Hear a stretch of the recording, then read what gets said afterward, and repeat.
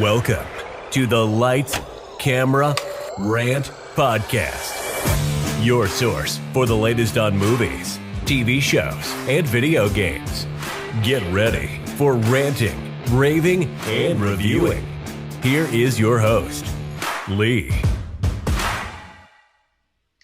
Hi everyone, welcome back for another episode of Lights, Camera, Rant. And for this particular episode, I have a very special guest, the premier #1 Marvel podcast that is just bloody outstanding. And welcome Devin from Earth 894. Bloody outstanding. I'm definitely going to rip that audio and I'm using that for us. How's it going, man? Thanks so much for having us and thank you for the kind words. I don't think that's a title we're worthy. We are not worthy to lift that title if we're talking in Asgardian terms. But thank you so much, man. It's an honor to be here with you. No, likewise. Thanks for having us. I know we've been talking for a little bit now and trying to tee this up. And, you know, as I said, like, you guys, your content, your animations, everything is just, you know, trying to keep up with you guys. So I'm so glad that you'd be on this episode, which we're going to be talking about at the very start. We're going to be talking about your podcast introduction to everybody, and then we're going to do our predictions for D23, which is right around the corner. Which, you know, we just got all this Marvel content, and we're still going to get a shit ton more in a month's time. And then we're going to look at our predictions our favorites for Phase 5 and 6, because as you were known, Comic-Con, holy fuck. Yeah, man. Sums it up. God. Looking forward to it. And have to say, props to you again, because this man, I know I was trying to stay up to date, but he was posting straight away as soon as everything got announced, and he was messaging me at the same time. I thought, how the shit are you staying on top of this so well? If you want to know the secret, I should have been a little bit more attentive to my actual day job that I was still on the clock for. The perks of working from home. But I feel like I did not too bad for trying to keep up with the actual announcements on the Friday panel. That was the actual animation one. Yeah. Saturday, the one that was the biggest one and the most important one, can't say the same. I was kind of out of office on that one, and I was following up a little bit later, but I think you had that one covered a little bit better. That was better with your time zone synchronization from what it seemed like. Yeah, I saw one thing pop up, and I was like, oh shit, that's happening right now. And I just saw it. I said to my partner, I was like, you have to give me like 30 minutes. I'm like, go do something. I'm going to be busy right now. Yeah. She's like, what? I'm like, Comic-Con, and like, it's all getting out. She's like, oh, okay. Okay. Yeah, man. But you know, you guys, Earth 894, their merch store, like, these guys are completely, because it's Louise, your other half. Yeah, my other half. That's how I phrase it too. No matter what his wife says. No, I'm kidding. I love his wife, Hannah. She's great. So Louis is the co-host to Earth 894. So he and I launched this in April-ish of 2021. So it was like right towards the end of WandaVision finishing up. March the 5th. I do my research. Oh, wow. Yeah. Thanks for reminding me. I need to make sure I'm aware of that for anniversary presents next year. Yeah. So, yeah, that's right. That would have been just as WandaVision ended. Which, yeah, that was kind of like our second-ish episode. You know, everyone has like their little kind of like intro, who you are, and then our first like review episode was finale of WandaVision, and then we just jumped in, followed along with Falcon and the Winter Soldier. Yeah, well, that was you couldn't have picked a better time to exactly why we started the podcast. Yeah, man. So, like, yeah, that's another thing. What got you to start your podcast? Was it just, you know, your pure love for Marvel, and then, you know, you thought, you know, we should, like, just like myself, like, you know what? Everyone needs to hear my opinion on Marvel right now, because, like, I would have to say at least 60% of my content is all Marvel related, which I know everyone would agree. That's not a bad thing at all, man. No. Those are good numbers. Yeah, so kind of the story of how we got all going. So Louis and I are a little bit kind of separate on our like upbringing, and what I mean by like that. So you and I were talking a little bit off air. where he and I went to high school together because he and I are, relatively the same age, grew up in the same-ish area. So I met him in high school. But our high school in Chicago, Illinois, actually had a radio station on the third floor, fourth floor of the building. And so, yeah, it was awesome. And it was great because Chicago is really well known for its music scene, jazz, rock, everything. Oh, yeah. So, yeah, we were an alternative radio station, and we had a pretty decent frequency, and area was good. So it was really cool. And so I was always a really big, kind of into radio guy. When I was driving around in the car with my dad growing up, he usually had sports talk, AM radio stations on. Wow. That super crisp HD 4K before it even existed kind of audio quality. Yeah. So listen to lots of sports center stuff. So I think I just kind of really warmed up to audio and just conversations in general. So I love that in high school, there was, actually the chance to be a DJ. And then I kind of got really invested in it, became a music director. So I was working with labels who would send free music, and you'd have to tell them they call them spins, how many spins is it getting, a lot of plays, no plays, all that stuff. And I became the program manager. So then I was telling okay, we could do this kind of show at this time, and these two students and DJs should pair up and do this kind of thing. It was kind of fun. It was all, not paid. And then I was a station manager my senior year, so it was kind of good icing on top. So I really, really missed it after high school. And then college, we didn't really have this radio station, and I always wanted to do a podcast, but I was kind of I don't have time, and also I don't want to do it by myself, and I don't even know what I want to do. So Louis comes in the picture here because a little bit after college, kind of 2 years ago at this point, he and I kind of rekindled again. We just kind of got busy with life and everything, and nothing bad. Just, he got married, and I was like, whoa, you're married. And he's like, whoa, hey, man, it's good to see you. So he and I kind of talked again, but he always wanted to kind of do a podcast because Louis is very much kind of the same way. He loves conversations. He loves to just kind of learn stories and talk about good things. And that's how I kind of first became friends with Louis.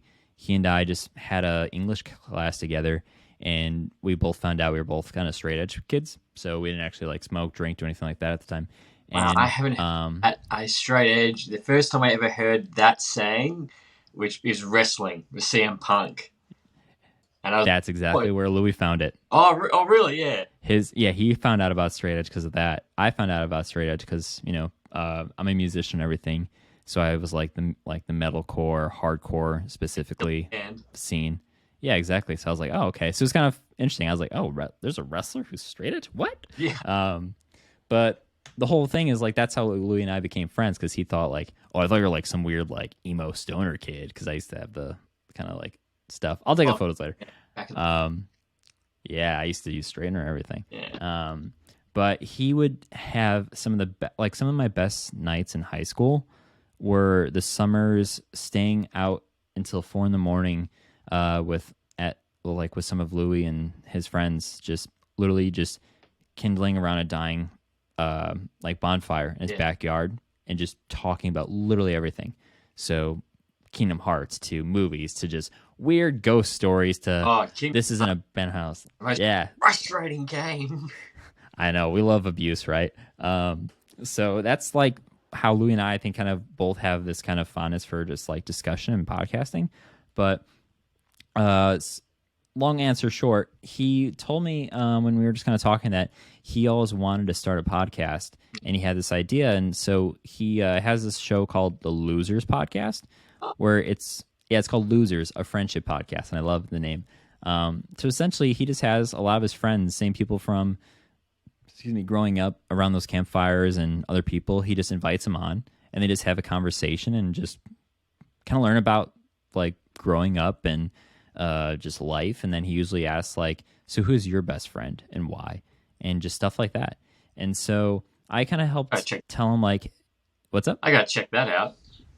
Yeah, it's really great. I don't think he's recorded some in a while, but every now and then he'll have someone who comes into town or just whoever come over to his place and record, and it's great. It's very, very organic, and it's raw, and that's why I think Louis does so well with those conversations, because he's such a personable and likable guy that just speaking with him is so natural, and just you can just no judgment. Like, you can just talk to the guy. Yeah. And that's why I love Louis so much. Chat. And I miss him. He's at a wedding right now, so he couldn't make it, unfortunately, tonight. But I was like, hey, man, I will help you with everything with the podcast. I'll edit it. I'll produce it for you. I will help you with everything because I just want to, like, be involved with, like, I need the broadcasting itch, man. Yeah, and so I helped him kind of just like, this kind of mic you should get, you need a mixer and all that fun stuff. And then I was always excited, like, listening to his episodes, and he was like, hey, can you fix my audio for me? And then at one point, I was like, man, I really want to do a podcast now. Maybe really want to do it. Yeah, and I was like, man, I want to do it. So I've had this idea of like, just like a podcast in general. And then at one point I was literally just walking around with my girlfriend shopping at PetSmart for dog food and stuff. And I'm texting Louis like, so I want to start a podcast and I want it to be Marvel based. And I want you to be the co-host, but I know you're busy. Would this interest you? Because he was telling me he had ideas of like spinning off and turning into his own pod network. He was going to call MC Lou. And I was like, that is such a good name for Marvel. Good. That makes me and he had good ones. Time Machine. Yeah, exactly. So I was like, I'm like, well, that's a great name, but also like, would you want to do a Marvel podcast with me? And then he's like, oh, like, you want me to audition? I'm like, no, I want you, and I only want you. And then he and I just shot an episode. I told him like, hey, I'll do this. So, because he has at the time he only had a toddler, but now he has a toddler and a newborn, and so it's not as easy for him to try and like get together at his place or my place and then record throughout the week, even though we're like somewhat close and where we live together. And so I was like, hey, I can figure it out, and we made it work. But essentially, we just came with the podcast, and he's actually the whole reason why I'm a Marvel fan in the movies. Wow. Because I saw Iron Man just like everyone else. I was, I think, in 7th grade. No, I was in 8th grade when Iron Man came out, so like 2008. And so I was a big fan of Tony Stark and Iron Man 2, but I never actually watched the other MCU films. I had no idea they were connected. And then one summer, just Louis and some other friends just decided to have a little marathon of Phase 1 before Avengers. Whoa. Yeah, Phase 1. And I was like, wow, there's so many movies. So, right, in the morning, such simpler times, watching like first Avenger for the first time in a basement with friends, and then seeing Thor for the first time, and getting to know the handsome hunk Phil Coulson. Yeah. Yeah, I love Agents of S.H.I.E.L.D. so much. But yeah, so like that's one of the reasons I got into Marvel was Louis, because of Louis. So it made all the sense in the world to like start a podcast with this guy, because he's the one who's in it. He and I both are trying to do something similar here with the podcast thing, and it just really fell naturally. And so that's kind of why when we were trying to like come up with a name for the show, we had some ideas, and I'm just like, okay, like looking around at just names, and we were kind of scratching our head for a while. And at one point we're like, okay, and I made the email address for it, and then we immediately came up with Earth 894. We were going to call the podcast Phase 894. And the reason why we have 894 is because Louis and I are both born in August of 1994. We're only a few days apart. So it made sense, like, okay, they have Earth 616. And then they almost say Earth 333, I think, is what Mysterio says in Far From Home. Yeah. So I was like, I think Louis said, like, how about Earth 894? And I was like, holy shit, that's it. It's so perfect. So it's a reference to our birthdays. Oh, all right. That makes so much more sense, because when I saw 894, I'm thinking it must be from a particular comic book, and that you guys absolutely loved. Yep. Right, that makes more sense. But yeah, Earth 894 is, I'd say, better pick than Phase 894. Yeah, it was a much better call. Yeah, because that's a lot of phases, guys. Yeah, which we might reach that. Yeah, at this point, right? But if we don't turn to dust by Phase 7. But yeah, that's kind of the whole long-winded answer of who we are, how we got going, and why we're here. So that's Earth 894. Well, thank you for sharing that, because like you guys, if anyone listening, pure dedicated Marvel, constant, and also a fantastic merch shop as well. Thanks, go man. listen to these guys. I dabble across multiple things, but just purely Marvel, no comparison. Wow. I would tip my hat to you if I wore one right now, but thanks so much, man. It means a lot. Nah, we're courage with you. Like as I said, because we chat about for about 40 minutes before we start recording this episode. Like all your animations and everything. Like I see your animations, think, God, I wish mine was nice as that, as clean. I will send you the templates. Thank you very much.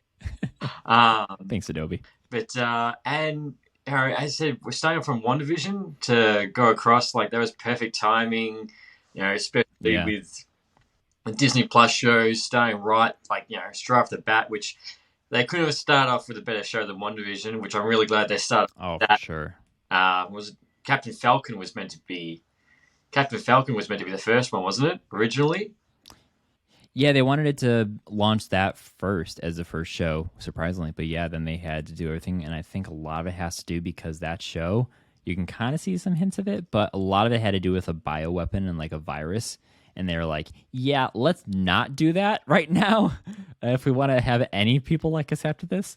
But honestly, I think WandaVision was the better call. Yeah. Because that show locked you in. And I don't care what anyone says about how overhyped it was because of Mephisto this, Mephisto that. It was some of the most fun I've had in years just because the speculation was so batshit crazy. And people were just like thinking 12D chess when they're like, yo, guys, we're at like 2D chess right now. You are, no, stop before you give yourself like a brain aneurysm. I know. The theories that were coming around were just mad. It was just, it was either Mephisto or...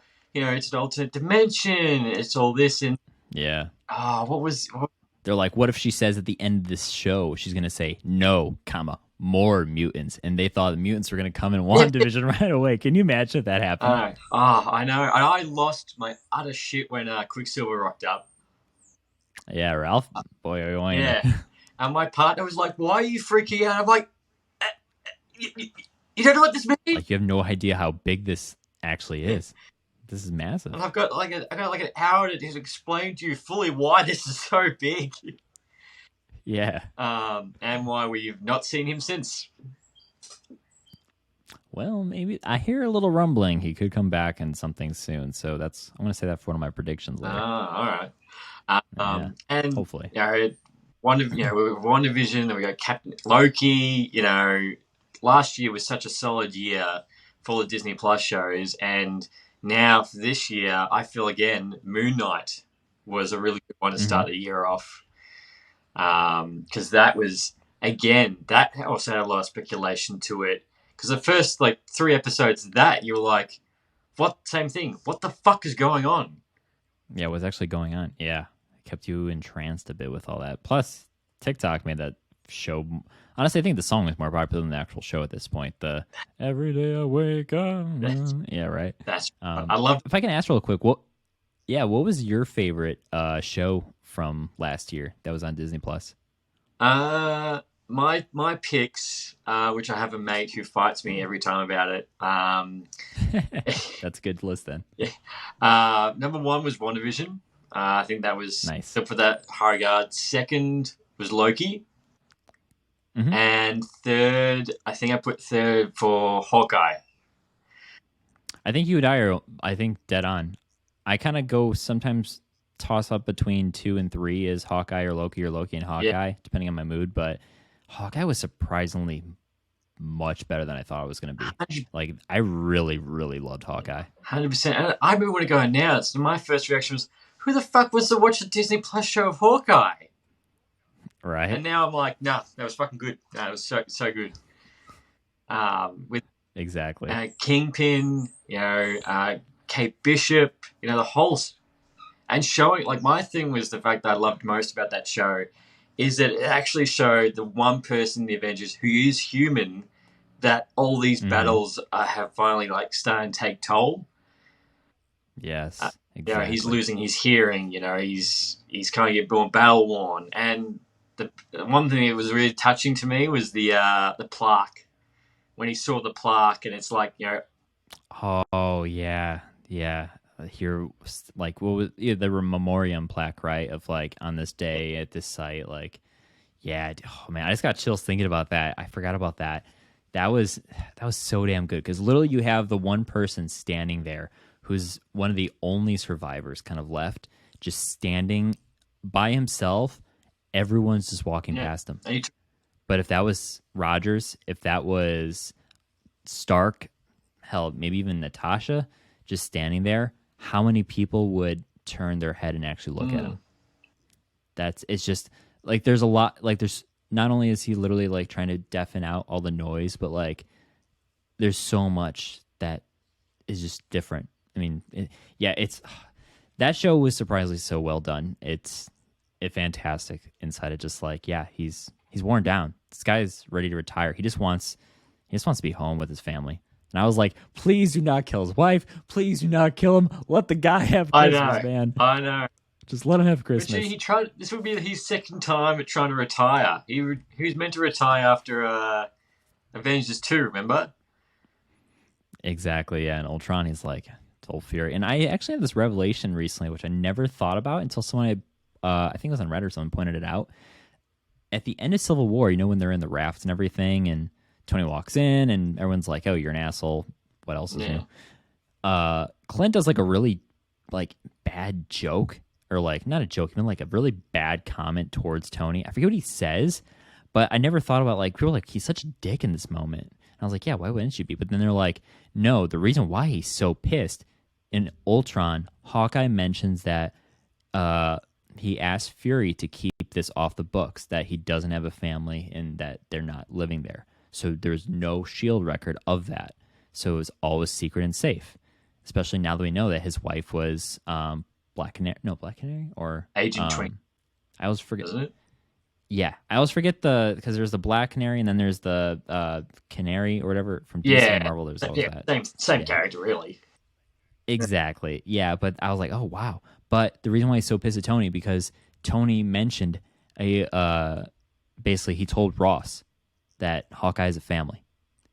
If it's a blink and you miss it line, but he drops a reference that basically Hawkeye's family is now on record. Because he was stabbed. So that's why he's probably so pissed because like the thing he's been trying to protect and keep hidden is his family. But now the government knows about it. That's Because they're like, yeah, they put you on house arrest so you can go back to your family. They know. So that's why he's so damn mad at Tony in that moment. shit. And like, the thing is, like, even it's funny looking back in these, and you see these moments that you've watched the movie so many times, you've watched it repeatedly, and then it takes a Reddit user to point it out, and you're Yeah. like, hang on, what? You're like, wow. And you have Yeah, it totally like changed my mind because I was never the biggest fan of Civil War until I finally realized why it's called Captain America Civil War. And moments like that, exactly. It's like, oh shit, like there's a lot more than people give it credit for. No matter what Scorsese says. Oh, that's not cinema. How are you sharp, you bastard? Yeah. I know. It's like, it needs more crime. It needs more mafia. Exactly. We got tracksuit mafia. That's a start. Yeah, I'm going to make another mafia movie, with Leonardo DiCaprio, but Marvel's ruining originality in cinema. Yeah. Yep. I still love go. There was a comment that he was like Morbius is pure cinema, and people were into it. Yes. I'm like, you've got to be it's bullshit. Why are people thinking this is legit? It's Morbin time. the world may never know. It is always Morbin time. Fucking hate that movie. Sorry. Oh, yep. It was bad. It was garbage. And the success scene with Matt Smith, the success when he's getting dressed. Yes. I laughed so hard in I don't even remember if we did a Morbius review or like let's not even do it. Let's give it like 10 minutes. I laughed uncontrollably. And I was the only one laughing in a full theater uncontrollably. This one moment when I'm pretty sure Morbius and what's her face are about to have a moment on a rooftop and kiss.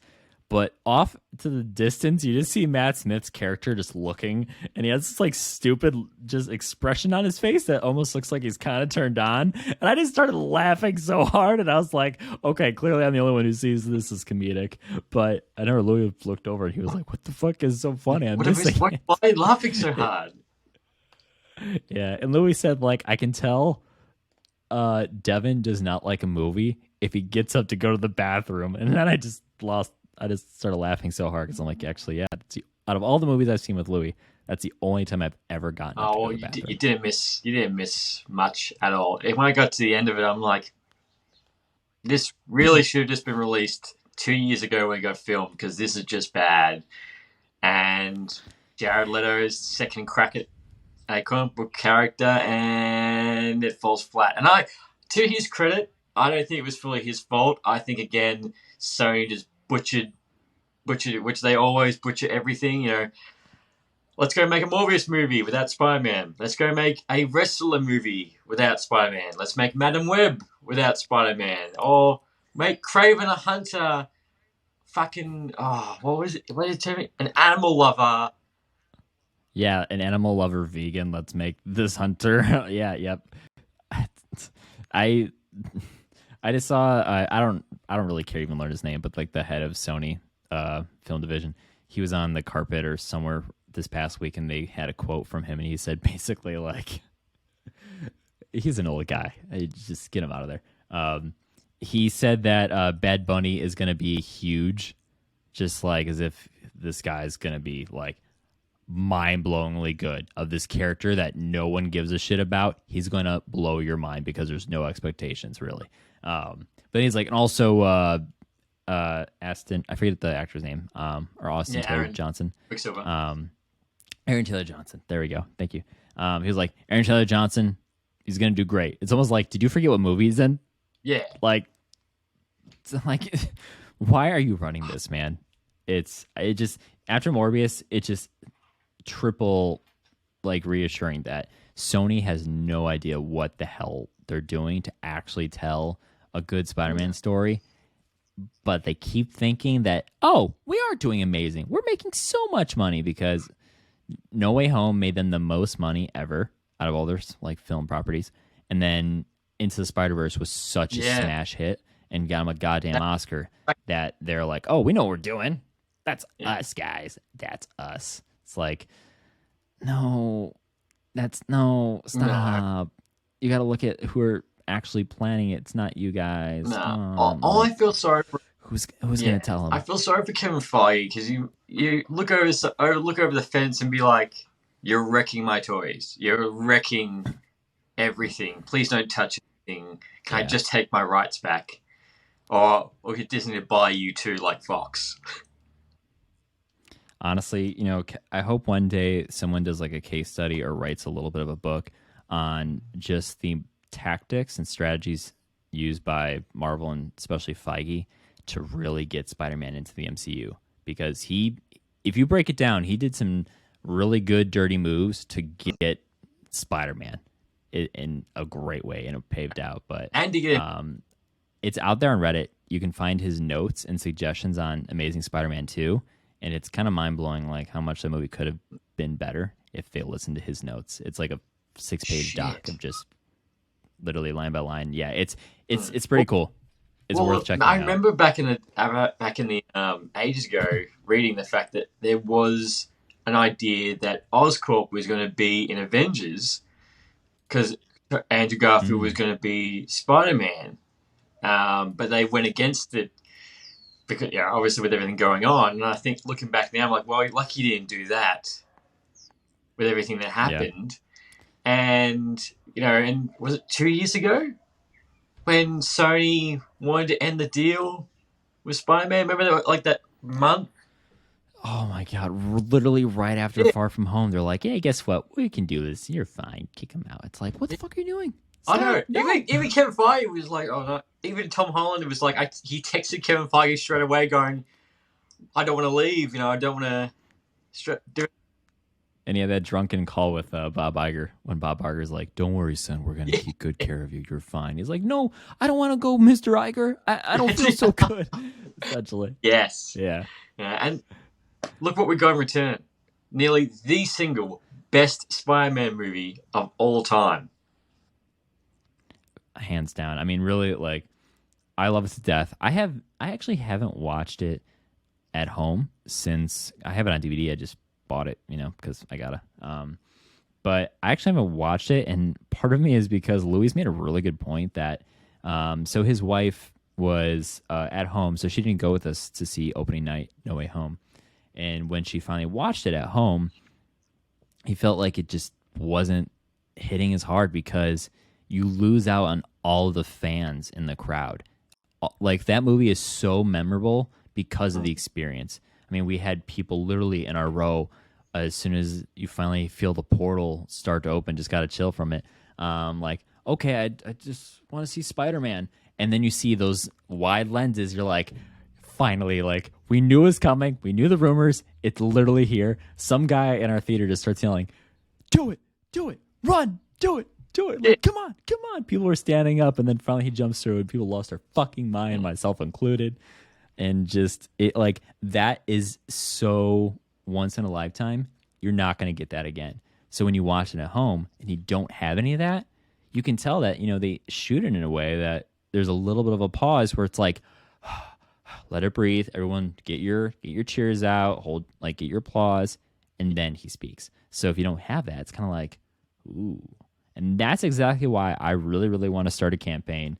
Please, for your home release, like we got subtitle, we have director's commentary, start releasing Marvel DVDs where they actually have audience reactions at moments that you see on YouTube videos. That would be good. Put that in and just make it as a bonus cut. Literally, all it is just people cheering. It's no different than a laugh track that we see in TV. We're groomed to it. Put that in there as a bonus. I guarantee you people will buy more of those DVDs and those movies just because they can now get people literally cheering because, I don't know, sometimes I go down the rabbit hole when I want to feel better. I'll just go watch Endgame theater reaction when at the final scene, and I just can't help but tear up and feel better. Like, that's what I want. So please, that's such a good idea. Yes. And it's interesting because I didn't think after Endgame, I said to a mate, I was like, we'll never experience a movie like that again where people are cheering at scenes. Like, we'll never see something like that again. And shit, 2 years later, No Way Home, and same thing with my crowd. People cheered for Andrew Garfield. People cheered for Toby. And you could hear people also like, oh, when he caught yeah. Oh my God, dude. Yeah. Yes. MJ. That was one of the best things they came up with. I mean, hands down. Just that, even like the trailer when you see her falling and you just see like the initial thing, like, oh no. Right away, people are like, Andrew's going to fucking catch her. They're going to redeem him. And the fact, like, yes, we knew it, like, we predicted it, yes, but it's not real until it's real, until you actually see it happen.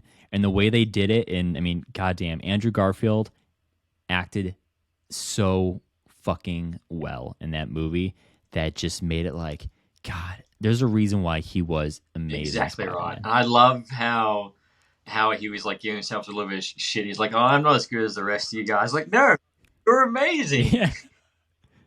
It's meta, yeah. It was good, man. It was so good. I was going to ask you too. So, you brought up like the theater reaction in Endgame.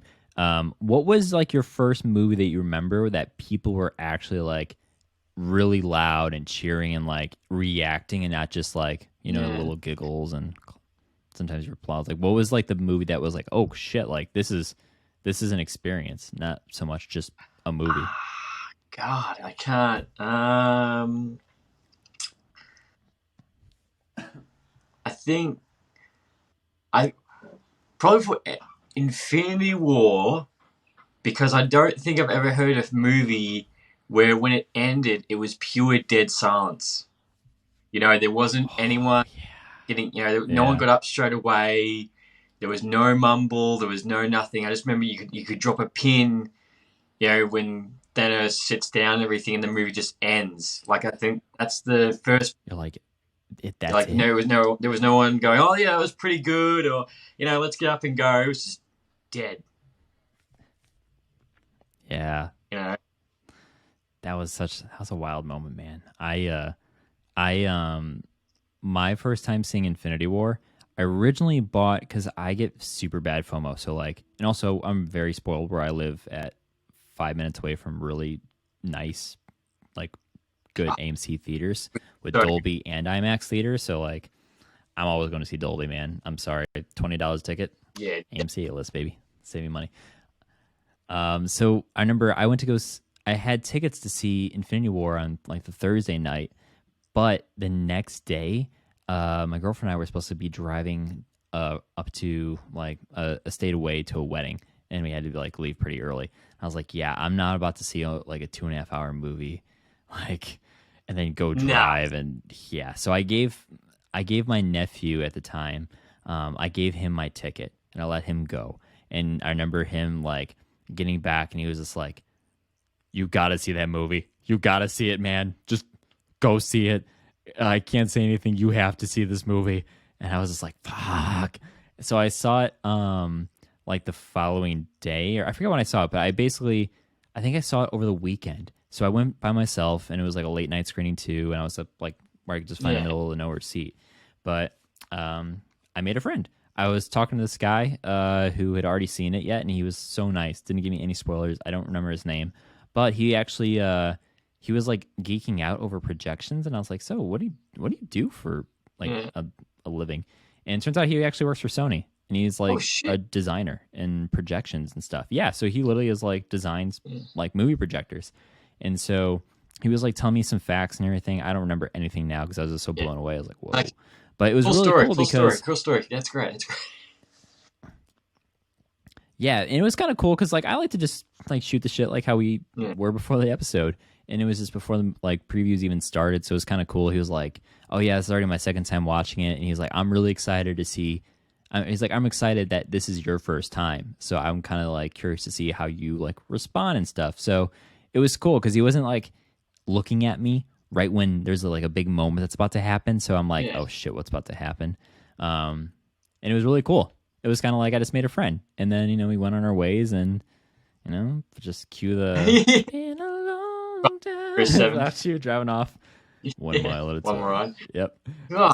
So that was my first time seeing Infinity War, but I remember that moment more than I do the actual movie, just because it was kind of cool. I had a friend, and it couldn't have been on a better movie, and I've told my partner that she's like, I was like, when we have kids and they start watching the MCU, when we get into Infinity War, they are not watching it for 12 months. I'm going to make sure that they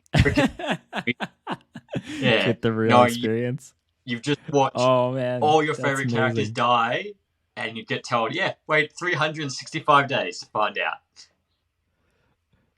Wow, that's a true test.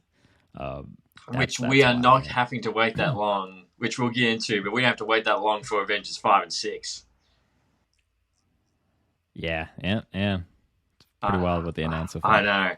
But, so moving on. So we've got, just in a month's time, we've got D23, which the Marvel convention is going to be on September the 10th at 1 o'clock, which on my side of the world is nighttime. Nighttime for every.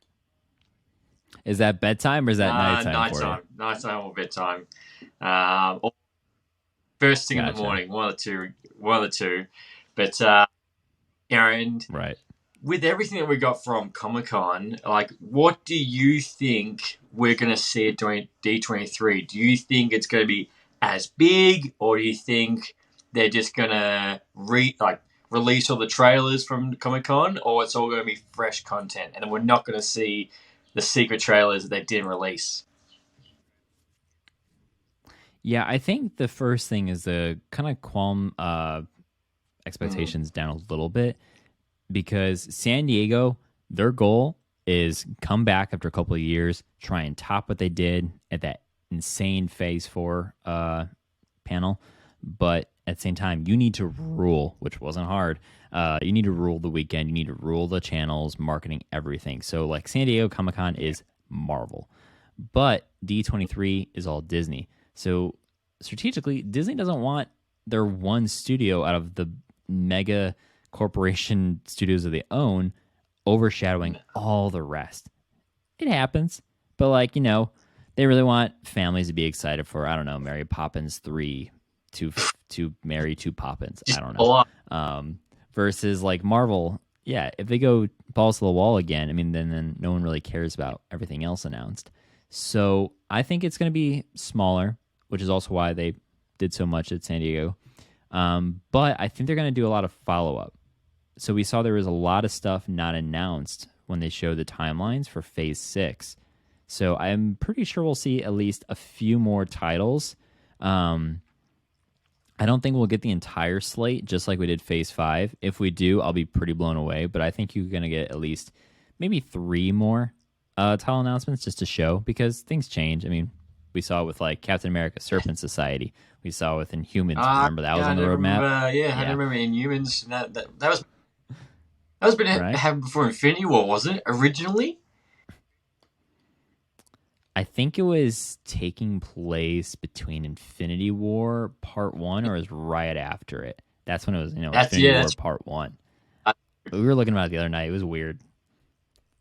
Yeah, so I would expect that to be like one of the announcements, but I think we're going to definitely see Deadpool 3 get announced formally. Ryan Reynolds just posted recently this past week on his Instagram showing him with his trainer, and it said like a red circle emoji with some 2 crossed swords, and it says like it begins or whatever. He's training for Deadpool, guys. We know it's been in the works. It's finally happening. Exactly. So that'd be my biggest like safe bet. And then I think we'll hear some stuff about like shows like Armor Wars. It'll probably be Phase 6.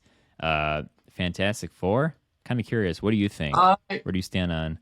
After the whole everything that happened, which I think I messaged you about as well, was that after everything happened, it was like, oh, that's so cool. And I thought back, like, hang on, Guardians of the Galaxy Holiday Special is right around the corner. We got nothing about that.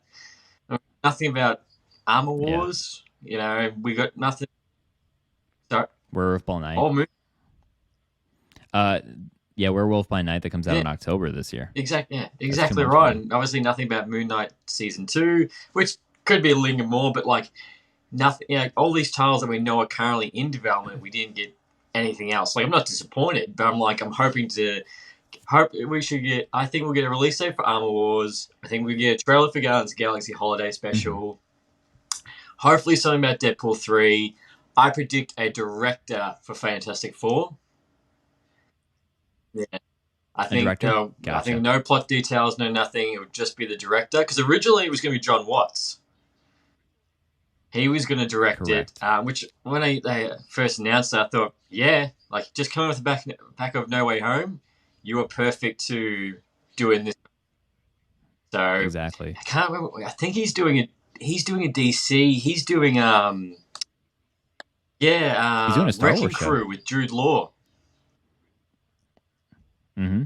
I heard it's going to be really gritty. I'm excited for that. I think that's where Star Wars, side points, that's where Star Wars really needs to go, and probably more breathing room between Jedi and Sith. Like, Andor comes out this month.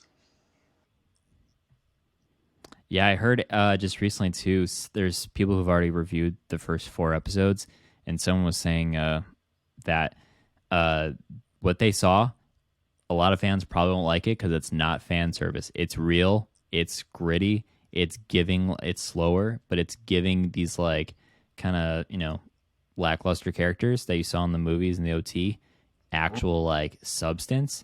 And I think it's a more mature Star Wars. And I think that's kind of what we need. So that got me more excited for it. I can't wait for that to debut, because I tell everybody that out of all the Star Wars films that we've got, only Rogue One has actually felt like an actual war film. You were on the battlefield. People were dying left, right, and center. They had even had a beach scene, like where everyone was jumping up everywhere. Exactly. And my favorite thing about Rogue One, I didn't realize until halfway through. I'm like, you're all gonna die. You all die at the end of this movie, because you never get mentioned ever again. And that's why it's so good, because they did a fantastic job of showing how it literally goes seconds into A New Hope. So it's adding like more story to it without just, where has this person been this whole time? Where has this person been? Why weren't they at this Battle of Yavin? Like stuff like that. But it's like, fuck, they're gonna die. but when how, and it hits. So yeah, dude, Especially that Rogue One last is shot so good. when the plant starts exploding. Like, Oh man, shit. it's a beautiful movie, and it's wild. You brought up like the war scene, or like the war movie. They hired, I always forget their names, but I think it was like Gareth Edward. I can't remember if he was before or he was the guy they brought in to fix it. But they said, "Hey guys, go make us a gritty war movie for Star Wars." They said, "Okay, we understand the assignment. Here's your gritty war movie for Star Wars." Star Wars, and Disney goes, we don't like it. This is not what we wanted. Blah, blah, blah. Fired. Hey, you guy who doesn't even like Star Wars or really care for it, make this movie better. And ultimately it worked out. But it's like, all right, don't tell them to do the job, and then when they do the job, you tell them they're wrong and then shit all over their work. Yeah. I mean, that's what happened with Solo, with Lord Miller. So it's like, Star Wars it gives a lot of people headaches. It's not only is it the content, but sometimes, probably a shout out. But, sometimes they're very toxic. Yep. Yeah, I as a diehard Star Wars fan who's got, I literally have a Star Wars Hallmark wreath right there. I have Star Wars tattoos. Like, I like to joke about fans sometimes. I mean, when I brought up like the movie that made like your memory of fan reactions in the theater and everything, that for me was The Force Awakens. We waited in line outside for 7 hours in the middle of winter because the theater we went to was not reserved seating. So we had to wait, and we were in the front of the line. We got on the news. It was great. And then like theater full of people anticipating, waiting for like the return of Star Wars. I've never heard a theater so loud and so reactive. And because of that, that changed how I see movies. I was like, oh my God, that was an adrenaline rush. I need that every time. And that's why I always go to like prime time movies, like 7 or 8, 9 p.m. on like very first possible showing of a new Marvel movie. Because I want to see, like, I want to experience it. And that's why it's just like, it changes how it is. It's like, damn. You're in it more, Movies are better because of it. You get the same reaction as everybody else. Exactly. Yeah, I remember when the trailer dropped for Force Awakens, and that blew up YouTube so much. Chewie in our home. Yeah. I know, and you know what? So good. I love Star Wars. Absolutely love it. The original trilogy, the prequels. I don't think the prequels should have got so much hate. Yes, the CGI is a little bit iffy now looking back. But, Force Awakens was so good, and then what we got after that was a bit I will die on a hill. I fucking love The Last Jedi. Don't care. I know there's some faults. I have ways I think I could have been better. Yeah. I love it. It's a great movie. But Rise of Skywalker, first time I've ever been pissed out of walking out of a Star Wars movie. I was like, this was dog shit. And that's also why I do not like J.J. Abrams anymore. Keep him the fuck out of big properties, because him and his stupid ass mystery box, get it out of here. No need for it. Especially if you're going to hand off a story to someone with no direction. No, don't do a mystery. What annoys me is like, you should have just stayed on. You should have just stayed on, so it would have been more of a coherent story. You got another director who came on who went into a different direction, and then you spent 30 minutes of the new movie retconning everything from the previous movie. But what I will say about The Last Jedi is the when she went into hyperspace. Yeah, that was the Holdo Was maneuver. such a clean shot, such a good shot. And I remember that part. I was like, "That's not gonna. She ain't gonna just go right the next minute. Boom." Yeah, I was like, "Oh, she did it." It just the gas. People thought the theater was broken. Like, theaters actually had to say before the movie started, like, "Hey, the theater audio is working. You'll know." But like, it's insane. It's just like, whoa. And that's why I love it. Like, that was something different, and that wasn't new, and it was bold. And I was like, oh shit. Because no one can say that's not cool. That's the even if you don't like the movie, you can't say that's everybody not. Says. Like, that's amazing. Yeah. And then exactly. Captain Plasma dies after building up so much hype. And yeah.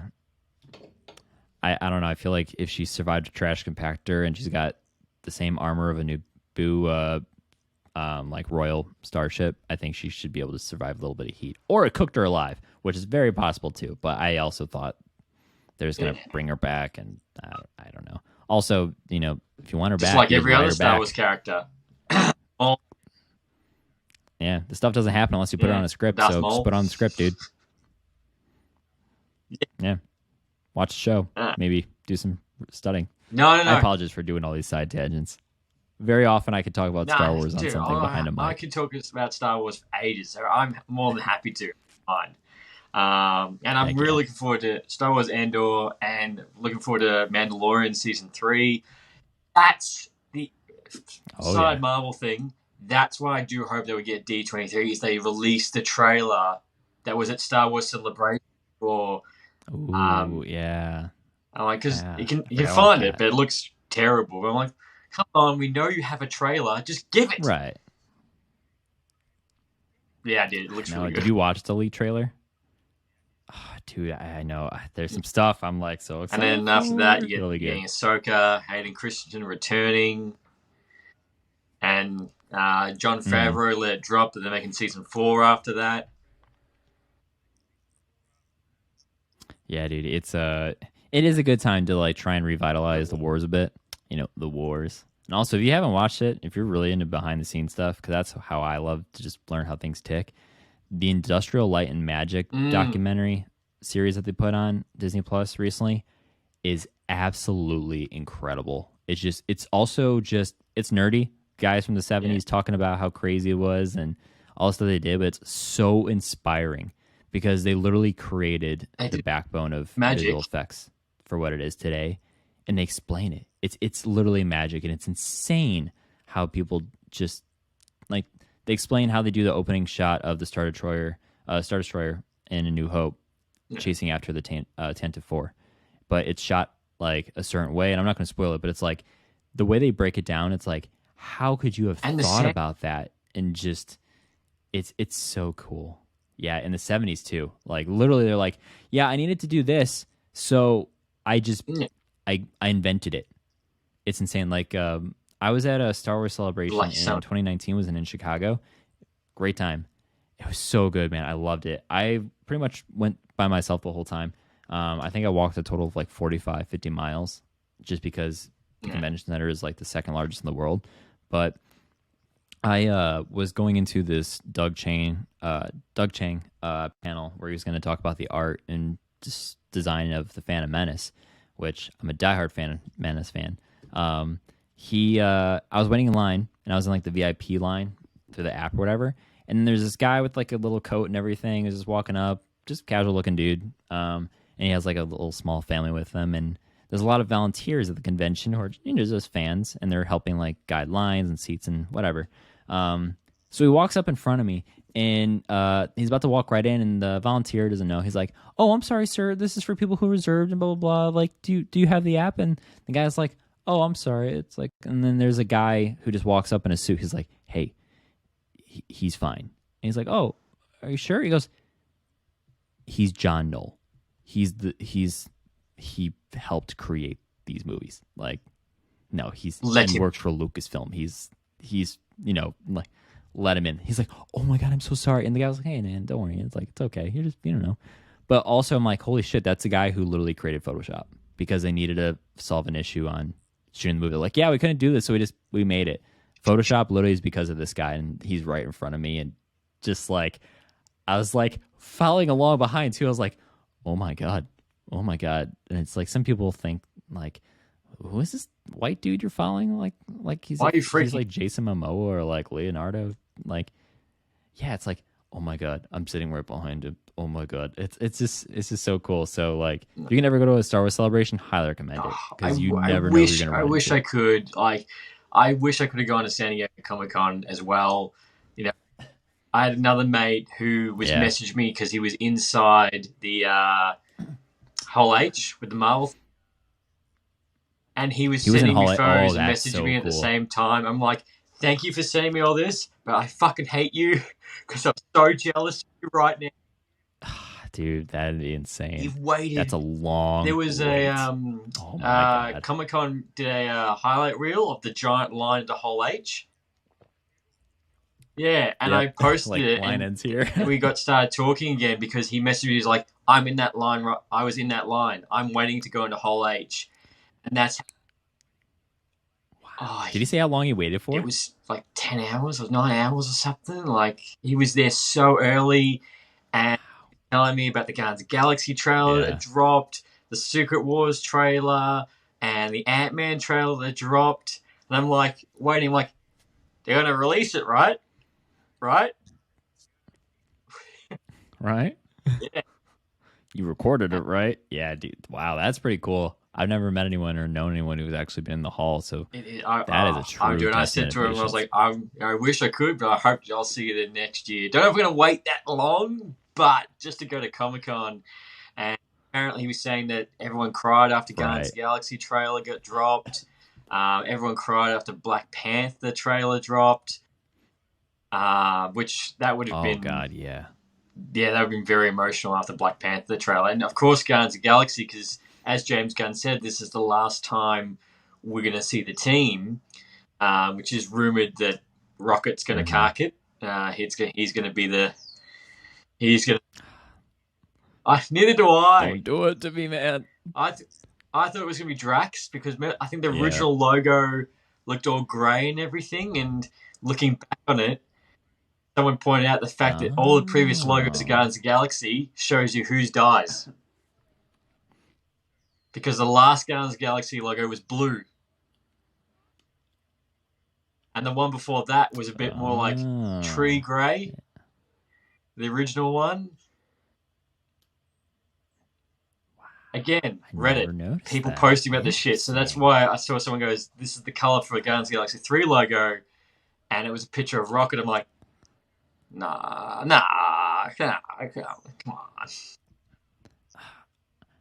You know, even with that, I really hope they don't kill Rocket. But also, I mean, it really depends on how much does Bradley Cooper want to do it, right? Or how expensive is he? But I 100% think Drax is going to die. I mean, Batista's even said, like, I'm getting older. I stay in shape, but staying in that shape plus the, like, 8 hours or 10 hours to do the makeup every time. I mean, that's a lot. I don't blame him. I think it's going to be it's going to be one of those two. I could see Gamora, I could see Groot, Rocket, and Star-Lord. I could see them continuing on and popping up here and there, but I don't think there'll be another Guardians of the Galaxy movie. I think it would just be them popping in like another Thor or Captain Marvel movie. But yeah, it's just kind of sad because Guardians of the Galaxy was that movie, again, similar like Ant-Man, people thought it was going to bomb.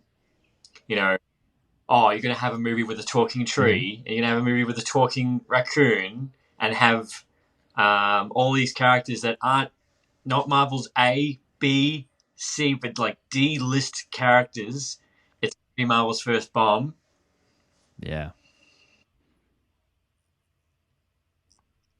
Now they have their own theme park ride in California. They have another one in Florida. Yeah, pretty good bomb, I'd say. Which is also like, that was one of the things I have as a list of prediction for D23. I think we're going to get the actual trailer because they said that it just wasn't fully finished and they don't want to release like a non-finished trailer, you know, after what happened with She-Hulk, Shrek the Hulk. Yeah, so whatever, but I think they probably have enough time between then that they might be able to give us the actual full trailer for Guardians, which I would absolutely love it. But also, it's like that comes out after Ant-Man, so why would you release that but not the movie? That's the thing, you know. That's why I don't think they will release it because they will want to push Ant first, and because Ant-Man's gonna have obviously Kang, you know, and it's funny. I saw a photo the other day, and it was a picture of the actor Jonathan Majors. He's going to be in Creed 3, and there was a set photo of him being absolutely ripped. Ooh, and I sent it, and I sent it to my man. I'm like, yeah, I could see him fuck up the Avengers and probably breaking Ant-Man. Like, he's absolutely jacked for the movie. I'm like, I could see that. He's a big guy, dude. He's muscular. He also he seems so charismatic, which I think is going to add to like the psychoticness of the character, because you need someone who, if they're going to be doing really what they are setting up to, where tons and tons of variants of himself, you got to have someone who's super versatile and based off of how he acted versus, I don't know if you watched Lovecraft Country HBO on HBO Max. that he's in. We don't have HBO Max. What's up? Now, What we have a thing called Binge, which is like the least streaming service that gets used in Australia. And we get some of the HBO Max products, but not everything. So, like, I can't watch Harley Quinn. I can't watch all DC movies. And it was just, thank God they released the Snyder Cut on it to watch it, which for the first 10 minutes, me and my mates were like, oh, what's wrong with the aspect ratio? Why doesn't it fit? Like, why can't you go widescreen? And because we were trying to get HBO Max like a VPN, kept stuffing up. I was gonna say, I was gonna say, dude, get a VPN, $5 VPN, and watch everything. Because I found out I could watch Amazing Spider-Man on Disney Plus. Haven't you guys in Europe? Disney? Hey, all the Spider-Man films are on Disney Plus. Yeah, not in the US. Yeah. Some are on Hulu, but none of the really Holland Spider-Man films are. Yeah. That's weird. We've got everything except for No Way Home. Yeah. Oh, man. Yeah. He's our VPN. Yeah. Yeah, VPN's pretty good, man. I love it. Yeah, but the whole we're talking about Guardian. No, we're talking about Kang. I got a little bit into Lovecraft Country, and so that's when I saw Jonathan Majors. And he's very serious in that, and he's like more stoic and serious. So when he literally, as soon as he spoke in Loki, I was like, "Holy shit, this guy can act!" Because he was putting on just like, I was like it was very unsettling, and that's when I know he was good, and that's why he is like, this is just a taste to come. This guy is creepy, and if he's the sane version, the one who's reasonable, I am definitely terrified to see of how wild he's going to be, which is fantastic. Did you hear the one-liner at the end of that? I saw the leak. I saw the leak of that and the line. I'm like, holy shit. Holy shit. You're an Avenger? Have I killed you before? Like, what? That is so good. So that's why I'm like, okay, I love how the fact that you've got the next big major villain, and who's the first Avenger he's going up against? Technically, Ant-Man. And I saw a theory the other day that apparently there's a theory which probably makes sense, but the fact that the only reason we're seeing Kang now is because that he was afraid of Tony Stark. Oh, I saw that, which is interesting. I forget what the person's argument or reason behind that was. I think it was the fact that Tony was willing to do anything, and how smart he.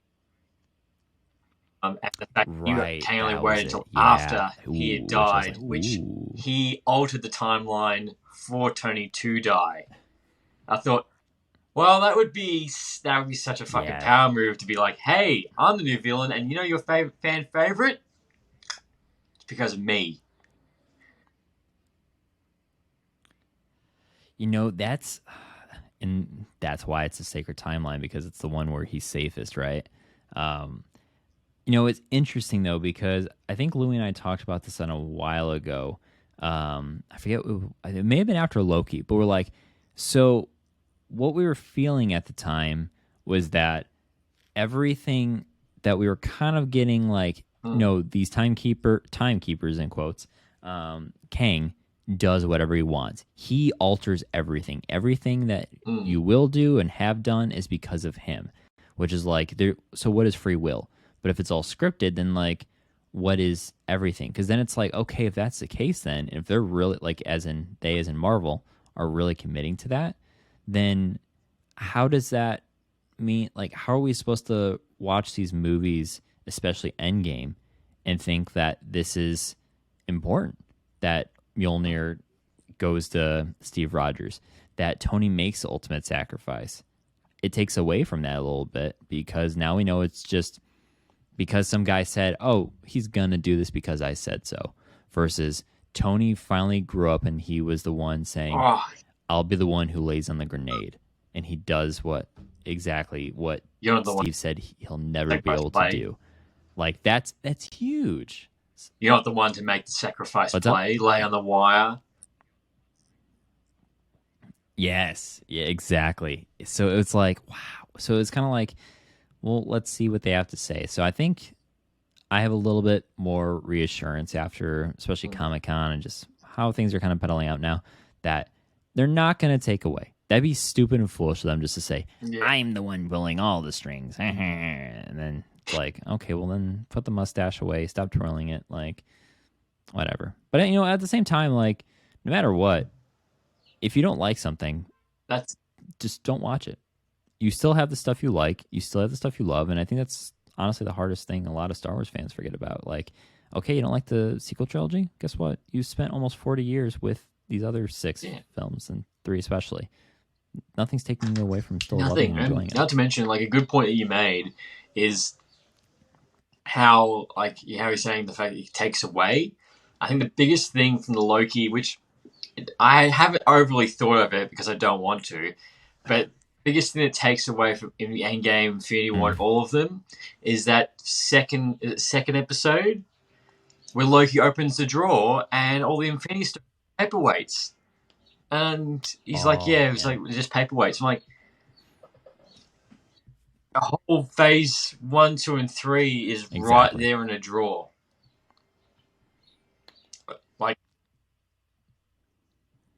Like, it makes sense to Loki because everything he was desiring was absolute power. Everyone bow to my will. I am a god, But then you see, okay, puny god, all you want right there is it really that powerful? If we can take his power away, because then he's like, this is the ultimate. Like, it's all everything you've been working towards, all your sinister just desires and actions is right in front of you, but it means nothing. Like, that is earth-shattering. But you bring up the exactly valid point. Like, okay, you got that point across, and we now feel that emotion. But then, wait, then what was the point of everything beforehand?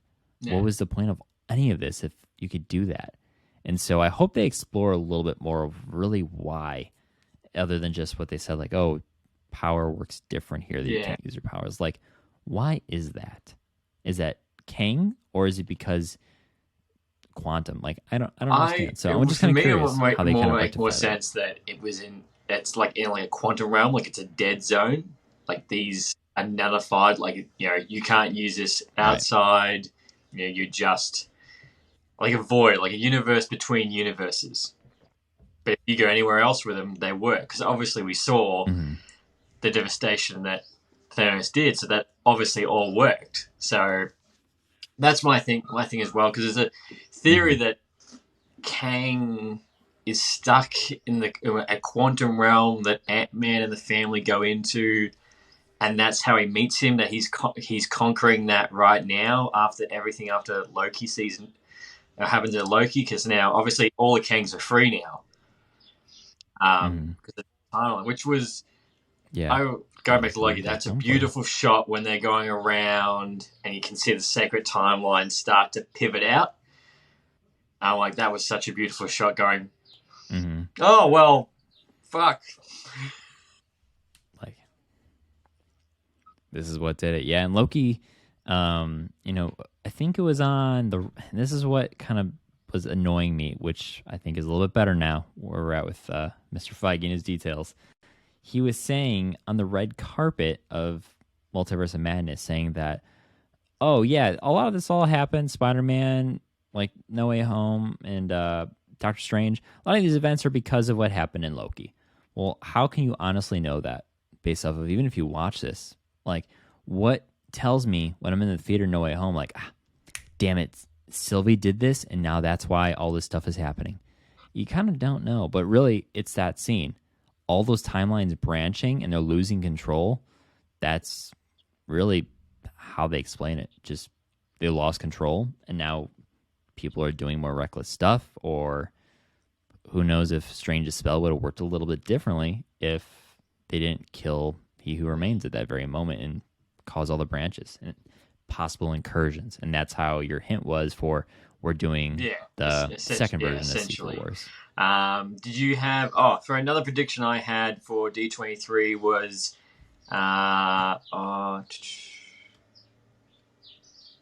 Guardians of the Galaxy. No, I said Guardians of the Galaxy Armor Wars. Yeah, just Deadpool 3. Deadpool 3 was just the other one that I really hope they something. And because there's nothing... Mm-hmm.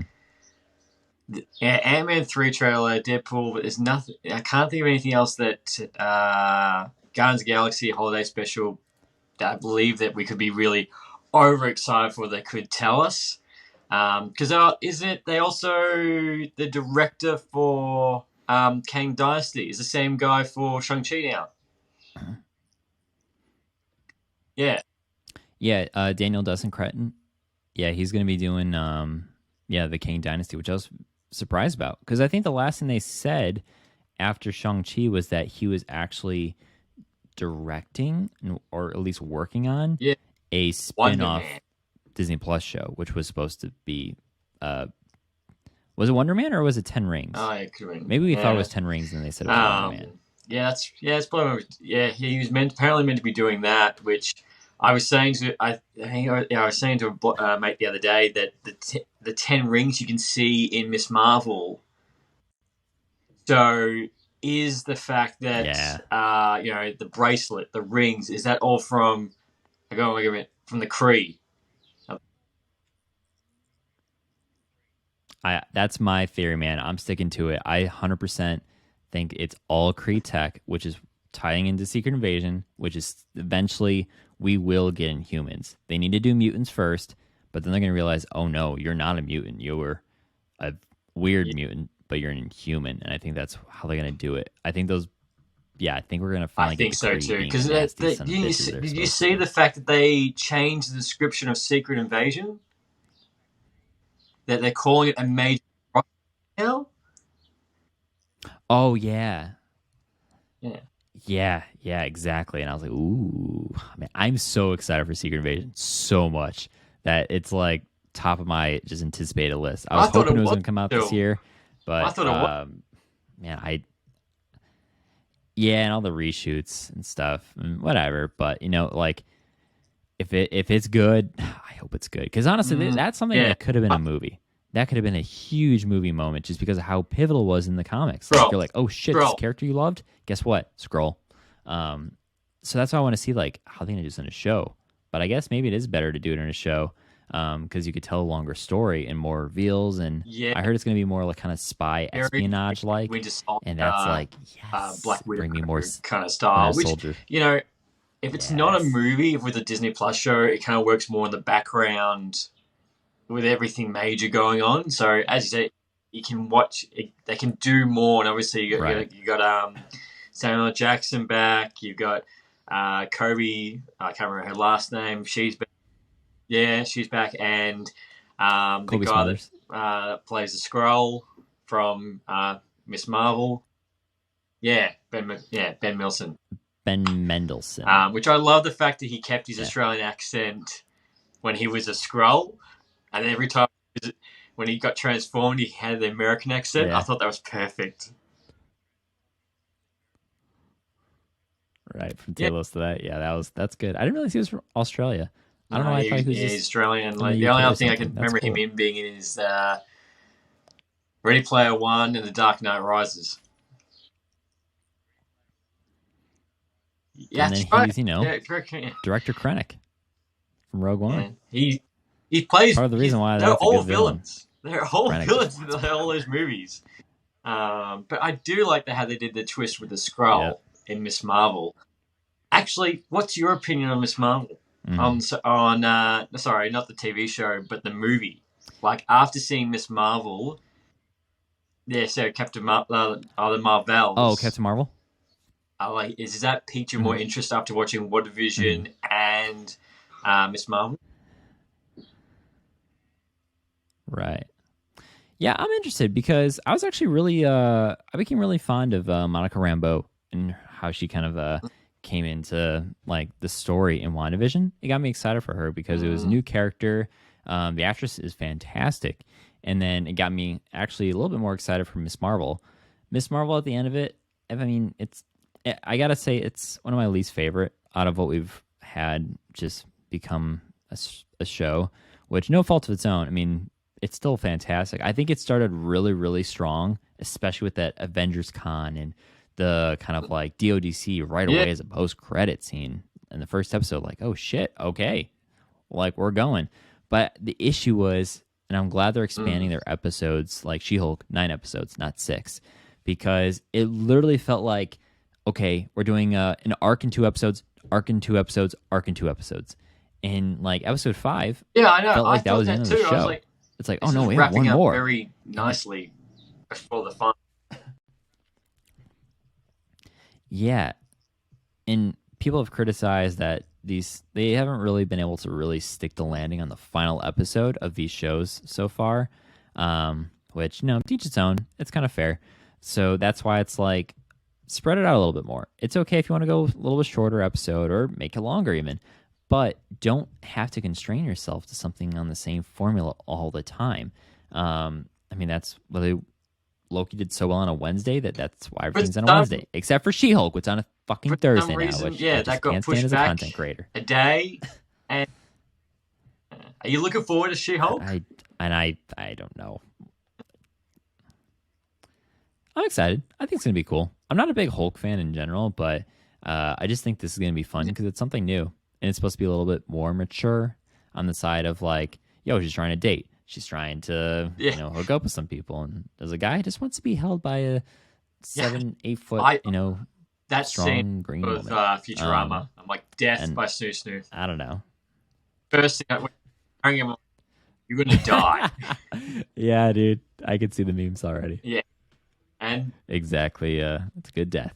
But to end on Miss Marvel, I just am really bummed that it just felt so rushed because I don't know. I was really, really, really hoping they weren't going to make her a mutant.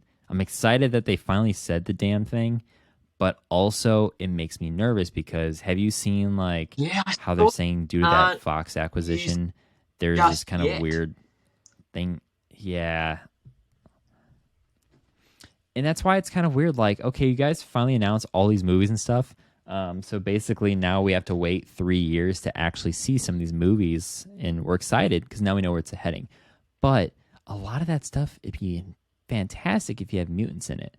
But by the way this contract is saying, you can't have any of these mutant characters recast because of contract issues with existing people from Fox, whatever.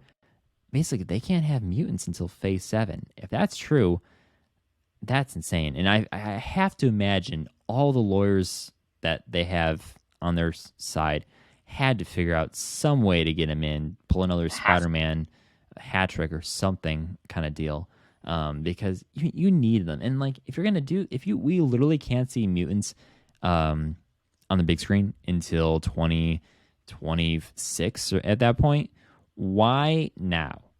Why say you're a mutant in a show where we still have to wait 3 years? So that's what kind of gives me an indication that I think we're going to have to be in Secret Wars. And that's just going to be massive. Exactly. That's so big. I saw a lot of people were really annoyed saying, oh, they've changed her, she's a mutant and an inhuman and everything. And I said on an episode, I was like, as a marketing and for the casual fan, her being is a lot easier than trying to explain to people what an inhuman is. So her being a mutant, I'm not gutted by. Mm-hmm. Like, just kind of fits more nicely, and because of all the X-Men films, Fox, like your casual person knows what a mutant is. I did see a TikTok, someone going, they're teasing us. This is the first time we've seen a mutant in the MCU. I'm like, did you just all forget Doctor Strange, did you all just forget that we just saw Charles Xavier? Like, he is the first mutant. And like, it was only 3 months ago. Yeah. And plus, we saw Black Bolt. So that's also why I'm like, okay, I think we will get Inhumans because they literally said Inhuman King. That's Inhuman. And then we also saw the mutant. So we can kind of tell a difference here. It's just you got to be able to explain it. But you also need to not just treat everyone like they're stupid. Like, have some confidence that your audiences can, they can count up to 10 and or for some reason you have the smartest man alive stretch his arm out to go grab a very dangerous and powerful woman on her shoulder, and you don't think you're going to get turned to spaghetti. Exactly. I'm glad you said that. Someone needs to be saying that more. It makes no fucking sense. I'm sorry. It just literally makes no sense. Unless there's a power of this bendy, stretchy man. But yeah, what are you going to do? Push me? What are you going to do? I did see someone, besides your TikTok, I did see someone that was like, it was a picture of Mr. Fantastic, and it was him about to run to Wanda, and it just flips, and then all you see is spaghetti thrown at the wall.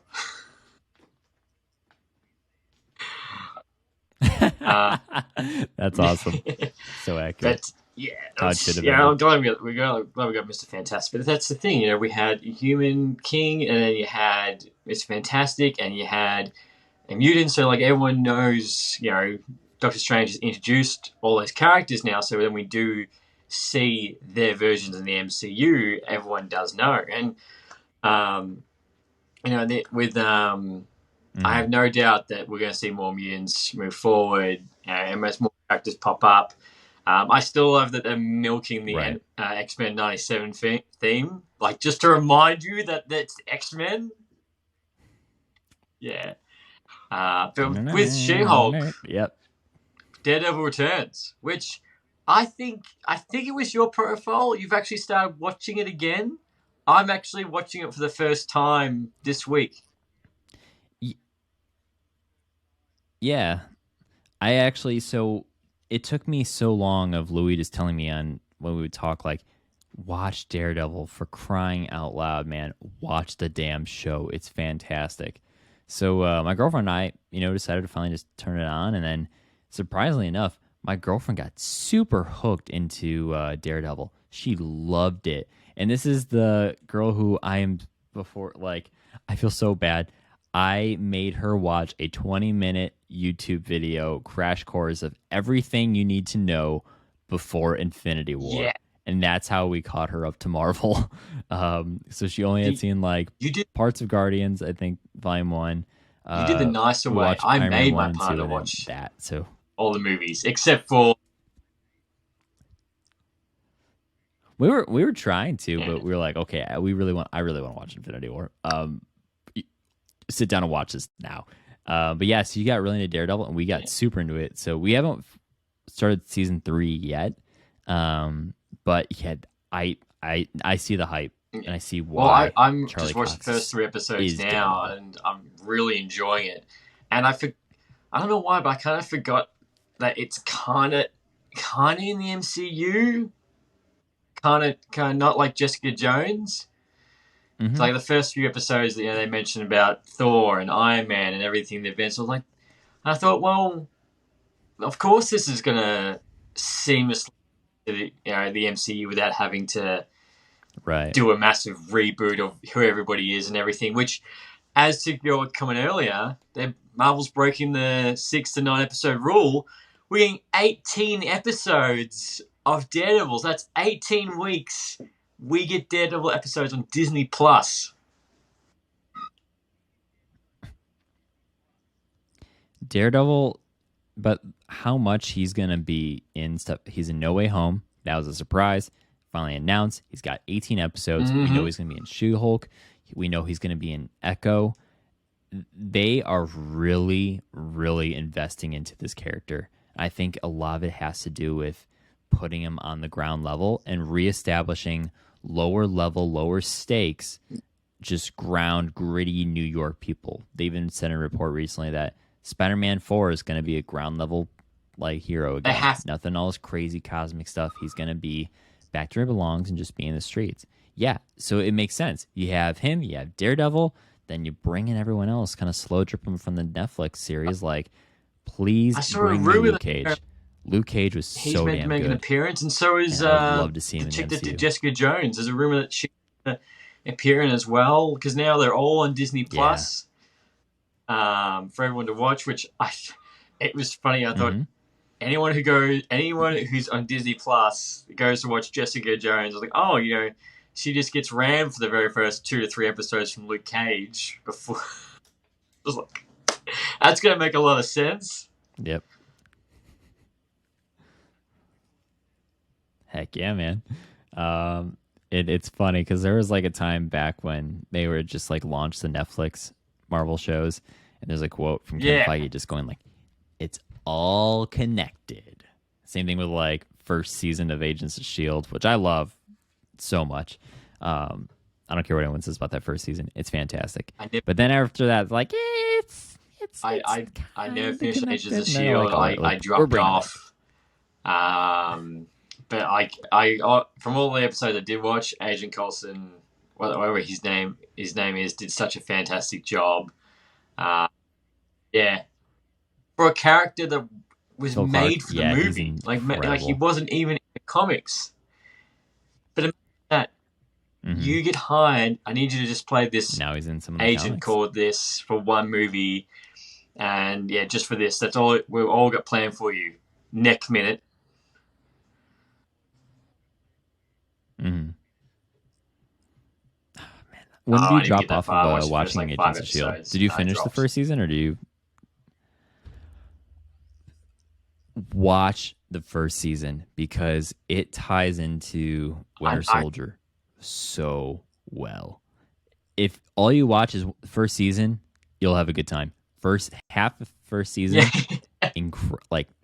just watch the second half. It's gonna blow your mind how good it is. And I could tell you like fun facts about why it's so good afterwards, but I don't want to spoil or derail you. But I'm on a campaign. Everyone watch Agents of S.H.I.E.L.D. It's so good. I've put on the list. I'll put on the list right now. I get through Daredevil because I got She-Hulk. I just finished watching The Boys. Have you watched The Boys? Nice. So good. We're big Boys fans. Like so good, especially the first 5 minutes of episode 1. Like, what is going on? They took the Thanos meme up like a million levels. They're like, you want to talk about it? Let's do it. Let's one-up it. And he's going from the front. Even I was like, oh my god! Even my partner was. I was watching it. She was in the room. And she's like, "What the fuck are you watching?" I'm like, "He's just Ant-Man. He's just gonna go up his ass." No, he's not. This is just go worse. It's going a lot worse. Like, I don't know if it makes it better if I say it's porn or if it's not porn. I don't know what's worse. The Boys so good. But what is next section? Like, what are you most looking forward to with Phase 5 and 6 that you're looking forward to that has been announced or what hasn't been announced yet?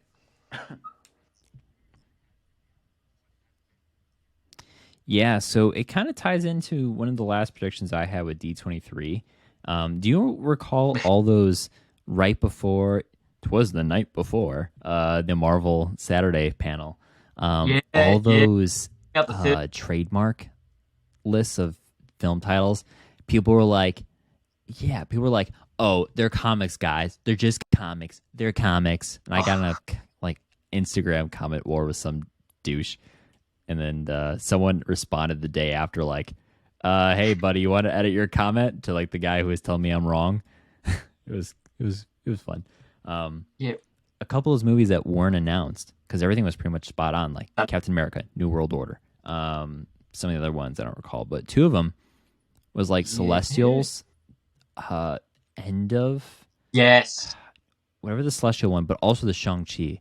It was like Yeah. Shang-Chi Breakage of Time or Wreckage of Time, which Shang-Chi I loved. So I think we're going to get a Shang-Chi announcement at D23, which is opening Shang-Chi. Phase 6. So So good. that's something I'm super looking forward to. If Yeah. it's coming soon. Shang-Chi, we nearly So broke good. my streak. So I've seen every single Marvel movie in the theater. And here in Melbourne, Victoria, when Shang-Chi came out, we were in lockdown. Our state was... I almost I thought remember we were hearing so about close this. to the... Wow. Shang-Chi's going to break my streak. I won't be able to see it in the theaters. But when we finally got out of lockdown, it was like one theater was still had like one or two sessions going, and I said to my mates, I'm like, we're going, we have to go see it. Because when we were in lockdown, it's the week it came out. That's insane. It was like 7 or 8 weeks. How long was the lockdown for? Was it we like a month long? I'm like, wow, that's insane. Yeah, I remember so many people talking about that. Like, yo, we want to see this movie so bad, and people were like, I know. do not spoil it. I didn't for care if Australia, anyone was spoiled. please. Like we It's don't. like, I didn't give a shit. Damn. Yeah, That they should have done it. No joke. 3, that is literally the second comment I made in my review. Was like, this just should have come out between Civil War and Infinity War. It would have been received well. It would have made more sense. But I understand why they didn't, because of Elena, but you could have done something else later down the track. Exactly. And honestly, it really comes down to, I forget the really bad guy's name, but the one who is leading Marvel Studios before Feige threatened to leave, which thank God they fired this jackass, because he didn't think a female-led superhero movie could make money and be popular. So he shot down the Black Widow movie, because if you look at Age of Ultron, they're setting up every single individual hero's movie right after it. Hawkeye to Thor's leaving to Iron Man and his visions to everything. And then they just kind of like, actually, no. So, they should have done it. Because, you know she's going to die. You know what's going to happen. So, whatever. But we do get She's Yelena. Going to kill it moving, the MCU moving forward. That character. Like, especially Hawkeye. Oh, yeah, she's going to be a face even though you knew who was on the roof. When she took her mask off, you were still like, oh my God, I did not see that coming. Mm-hmm. Right. So did I. Yeah, it was so exciting. I thought she was going to show up as a cameo at the end. Did not expect her to be an important character. And her and Kate Bishop, all the buttons. Chemistry, That's not so good. So good. Yeah, like, why'd you do that? Like, you're making me really not like you right now. It's like, so good. I want to see all of them on screen. I want to see Kamala Khan, Yelena, Kate Bishop, and Peter Parker. I want to see them all together on screen, because the chemistry of all their bubbliness and just like young kind of high school kind of demeanor, they would just be so Yelena would be the one that's like, on screen. It'd be great. God, you're all Young Avengers. Yeah, like nothing. I've been through the most pain. Yep. But yeah, Shang-Chi, pulling back to Shang-Chi, I really do hope the fact that they announce, I didn't even think about Shang-Chi, announce that for season 2, for phase 6. Because Simon Liu, he did such a fantastic job as the character. And Shang-Chi has best fight scenes in the entire MCU hand-to-hand combat. Like, yes, it did end in a CGI fight at the end. Yes. But overall, it was such a solid movie. And Wong is now the new Nick Fury. Yeah, that's right. Yeah, exactly. Yeah, we're like, whoa, Phase Wong over here. And it was funny. It was emotional. The soundtrack is fantastic. And just, it's taking us to different heights. And we finally got true, martial arts in MCU. And that's what made it so damn good. Not Iron Fist. Sold. Shang-Chi. Absolutely sold. Which I can't wait for that. And I agree with you. I think it's Kree tech. sending out. Yeah, definitely. And that's like, ooh, how does it change it potentially after that? Like, Well, that's, what if yeah. we find out I later saw a on that theory about Shang-Chi is that. actually Actually, I saw someone inhuman mention the fact, you know, or is he mutant? inhuman or mutant because he can use the rings. Same thing with like Kamala Khan, and because of the Mm-hmm. the Mandalorian. Sorry, Yep. Mandalorian. The Mandarin. The Mandarin. Yeah. So The Mandarin, yeah. Wenwu, yep. Yeah, so it's kind of like, whoa. I don't know if that's ever been done in the comics. That's still outside my gray area, but I don't know well, I how keep people would telling react people if that that's the it's case. not But going. You got to also, remember, you it's know, not going to be a direct. The movies, as we've seen, they're going to change things to fit the. It's not always going to be the same. So if they turn around and said he was a mutant right. or anything, I'm like, yeah, I can Mhm. make that makes sense. The fact that you use the rings and they're activated for you, because the thing is, we Yeah. only saw him and the Mandarin use the rings. So you know, no one non-related Mhm. to them use the True. rings. So he can't even tell you that it doesn't work for other people. Hmm. Yeah. Yeah, because then it makes sense genetically because of it too. What would you say you're most excited for Now that you out of mentioned all the stuff Shang-Chi, like announced and unannounced? that's become one of my top ones. So, It's a yeah. sleeper, man. People don't really think Yeah, about it until like, exactly oh right. shit, yeah, Shang-Chi. I Bring wonder if back they'll Sean. announce Doctor Strange 2. Sorry, just Doctor Strange 3. I wonder if they'll drop that. Um, Mm, my most excited. it's true. I don't know Still what's love gonna Doctor happen Strange. with him. Oh, I'm so sorry. My love interest rejected me. Anyway, hello, Charlize Theron. Hello, very nice to see you. Yeah. My most Hey, what do excited we have for here? Hey, Clea. besides Avengers Exactly. films, which I feel is that's a given, is Guardians of the Galaxy 3. I feel like I said last episode. I feel like that's going to be the most for Phase 5. That's going to be such a Yes. pivotal one, and it's going to be the most emotional, gut wrenching one of the entire Phase 5 slate. That's going to be the real gut puncher. Hmm. And after that, Ant-Man, because I want to see Kang. I want to see more Kang. Nice. Yeah, man. Guardians of the Galaxy Volume 3 is definitely setting up, I think, to be one of the best and biggest MCU films, period. Just because of how, like, you're talking about how everyone doubted them, but now they're literally Groot. some of the biggest and most beloved characters in the entire franchise. What happens when they're not? Mm-hmm. Yeah, exactly. What happens when they're not together in a family anymore? How does that look? How do they move on? And it makes sense. I mean, like, if you really want to talk about phase 4, really all of it is just how do you move on? Everyone has trauma, and that's why everything's kind of like, what are you trying to lead up to here? What's the big event? Well, the big event is just trying to get over the big event, really. And everyone deals with trauma differently, which is like human. So I think it's going to be good that we're still getting a hint of that with what like Gunn has Well, described with Rocket and just the overall we're meant motion. to get Guardians of the Galaxy in Phase It's going to 4 be a tearjerker. originally. We're meant until someone went, Exactly. Yeah, and then that someone deep dive James COVID and Gunn's firing an tweets to get asshole him for no fired. reason. Like, yeah. Uh, Yeah.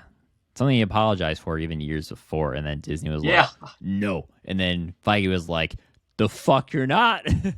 And then they realized, like, yeah, you want to lose this to DC? You actually want to see the best thing that we had go to DC, which is actually making strides, and they're ready yeah. to sign him the keys to every goddamn kingdom. You wanna be responsible for that? Bring him back over to the light side for at least a little bit. I'm glad he's going to see So his trilogy. I'm glad it's justice I'm glad and he's going to see really it, helped for him. and it's People going to just be with the rooting team for and him. everything.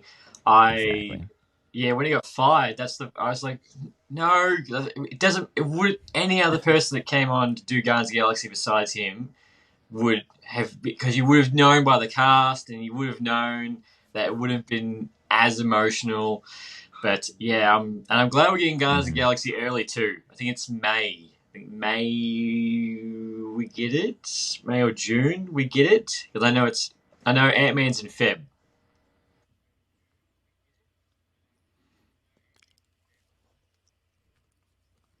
Yeah, I remember they shuffled it around because I thought the Marvels was supposed to come out in like the February of next year, but then they reshot and stuff, so it got punted. And yeah, Ant-Man's first.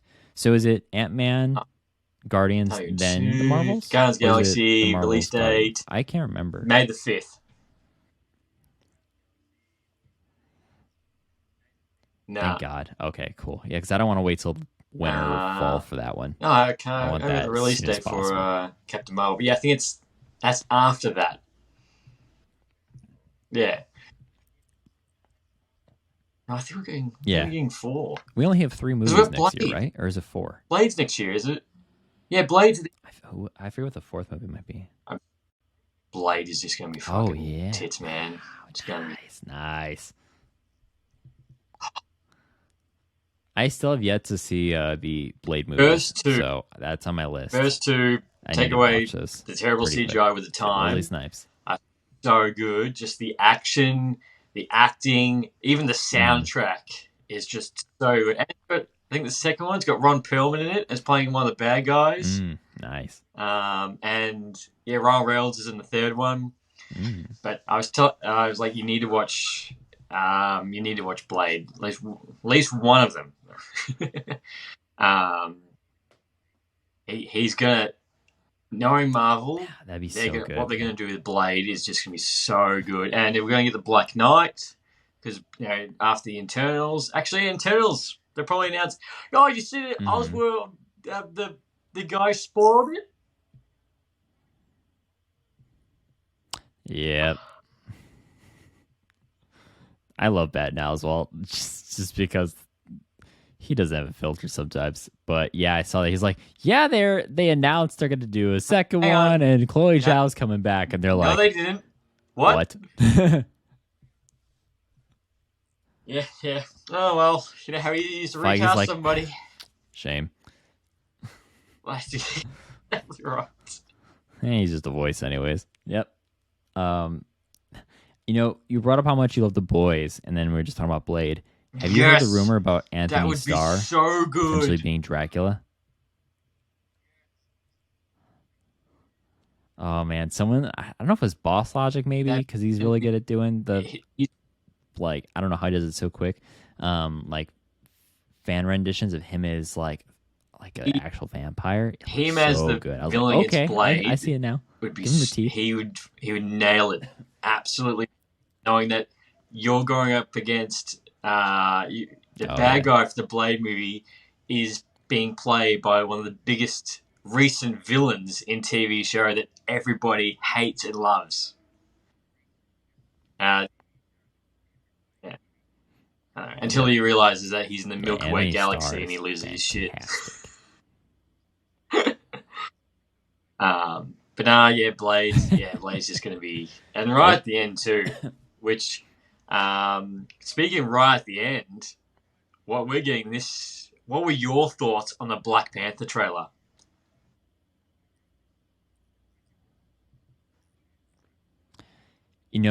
That trailer actually reignited my hope for that movie. I've kind of been vocal on the podcast.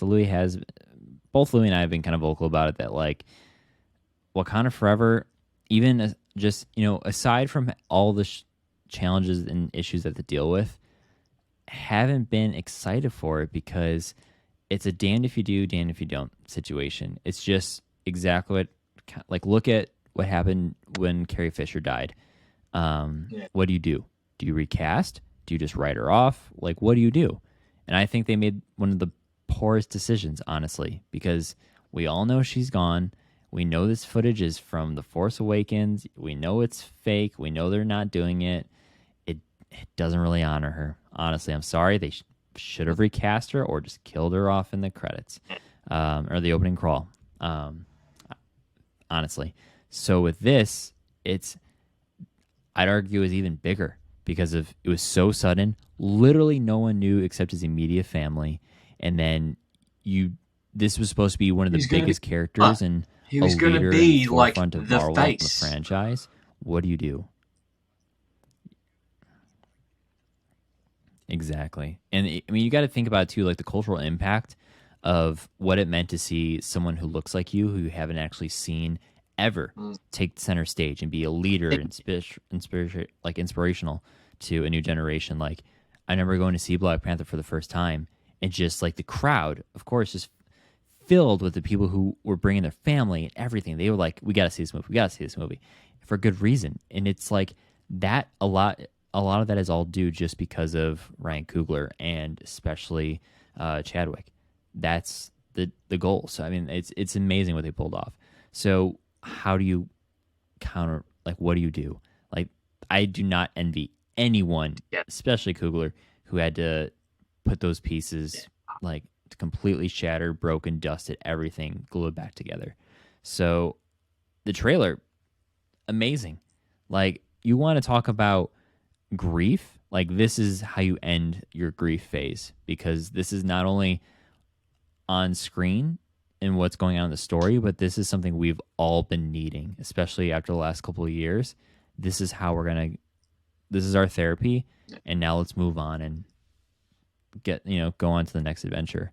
But the guy who edited and cut this trailer also did the first Andor trailer.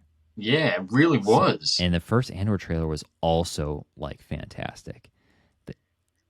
The guy, I saw him pop up on another podcast like Fat Man on Batman, or Fat Man Beyond with Kevin Smith and Mark Bernardin. They actually had him just pop up onto a show shortly after Comic-Con, and he kind of explained like what it's like cutting trailers and everything. And he was saying there was another cut of that trailer, but then like all completely done, ready to go. But then Coogler and Ludwig just said, "Hey, we have this song. We need to revisit it." And then that's where you get the "Woman No Cry" with Kendrick Lamar and all that, and it completely changed, and they had to redo the trailer, but for better.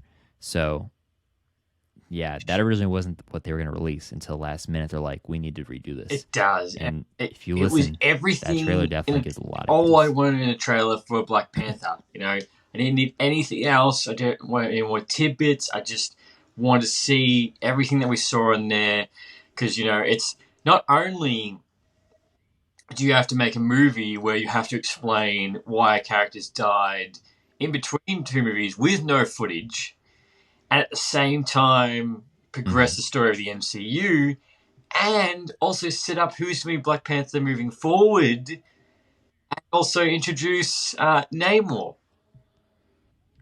Yeah, which is now an Aztec first background. Which I looks good. And I was saying to another friend, I was like, honestly, I think it looks pretty good. The reason I am more than happy, I'm more than fine the fact they moved away from Atlantis and all. They've changed all to an Aztec background, moved away from Aquaman as much as possible, because the casual fan be like, "Oh, Marvel's just ripping off DC." And we're like, "Well, actually, here, you little fuck, it's actually not." So essentially, boils down to, I definitely know it's going to be Shuri. I mean, if you look at her, she's the top build or first build basically person on the trailer and on IMDb, so she's top listed. So usually that means just that's your role, that's your lead. But I will say she looked kind of like down at Comic-Con on stage. Even before they played the trailer, she kind of looked kind of like defeated a little bit. I don't know if it's nerves. I don't know if I low-key feel like I heard some boos in the crowd when she was walking on stage, because I know people aren't happy with her. Makes sense. Yeah, so I get it. But also, like, I take that with a grain of salt.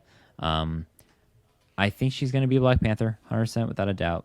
Killmonger might be seen, but he's not going to be Black Panther. But I don't think she's going to be the Black Panther moving forward. It's either going to be setting it up to hand it off to someone else. If it's M'Baku, is it Nakia? Maybe, but I think ultimately they're going to set it down. Yeah, I think it's going to eventually become his son. Whoever. If really she is pregnant, Nakia, and it is a boy, it's going to be the child whenever they do that. Maybe that's a future Young Avenger. I don't know that because that's a long time. Yeah, that's long term. That's long term. For that to happen like that. But it could be the fact that she becomes Black Panther for this movie, but then maybe for another movie, that's when they do like the fight of like who will take the mantle for the Black Panther. That might default to somebody else, and she might be the intern. But so it'd be very interesting to see. Like to me, I like the whole anti-vax and everything. Like I hope she's all right because she had the incident on set. And we don't know the full story. From what I've read, it was the fact that the incident happened and then it kind of was a lot worse than it was meant to. They came back early and then they realized that actually no, you're actually in a lot of more pain because the movie cancelled, was put on pause last Christmas production until they came back early this year.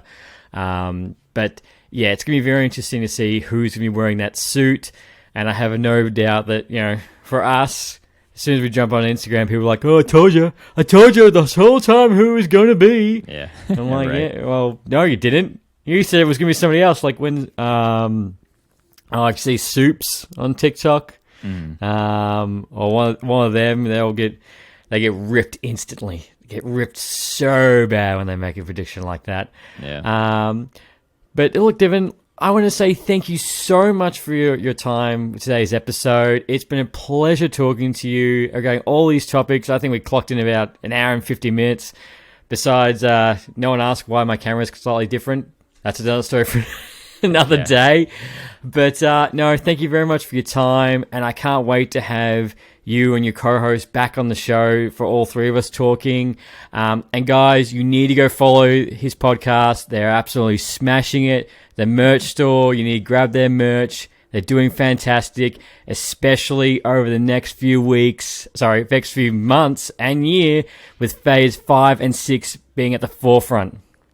Yeah, well, honestly, can't thank you enough. Thanks for not only the opportunity for us to be on the show and everything, and just all your kind words. Kind of made me feel a little bit better. I talked about reassuring how I feel more inspired to and excited for Wakanda Forever because of the trailer. Kind of feel the same way about our show a little bit because not a lot of people know what kind of goes on behind the scenes sometimes of your favorite show or podcast you listen to. So really appreciate all the recognition, man. But you said merch store a lot, so I think we need to give you a just pick whatever you want in the store and we'll send it to you as a thank you letting us on. Yeah, but boy.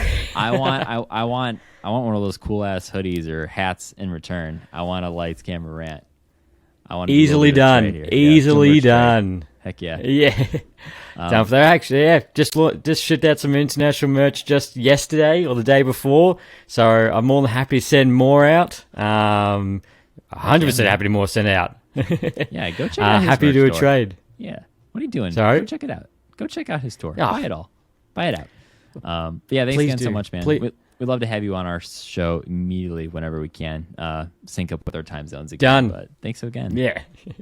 No, done. Happy to appear. So thanks, guys. And I say thank you for joining. And until next time, guys, happy ranting. Thanks for listening to Lights, Camera, Rant. If you like the show, don't forget to subscribe so you don't miss a single episode. While you're at it, leave us a rating and review, and be sure to tell your friends. Until next time, happy ranting.